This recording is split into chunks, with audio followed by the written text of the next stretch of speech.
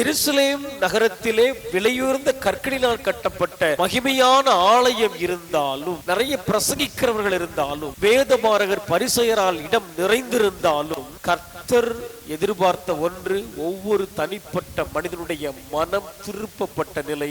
எருசலேமில் சபை இருந்தது, பிரசங்கம் இருந்தது, காணிக்கை இருந்தது.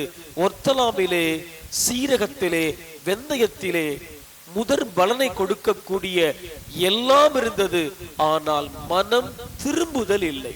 இயேசு கண்ணீர் விட்டார். எருசலேமே, எருசலேமே, எத்தனை தரமோ உன்னிடத்தில் வர நான் மனதாயிருந்தேன், உனக்கோ சபை முக்கியமாய் போனது, ஆராதனை வேளை முக்கியமாய் போனது, உன் உபவாச நாட்கள் முக்கியமாய் போனது, உன் ஆடையில் திருத்தங்களை கொண்டு வருவது முக்கியமாய் போனது. மனம் திரும்புதல் இல்லை. ஆகவே நான் உன்னை கண்டு கண்ணீர் வடிக்கிறேன்.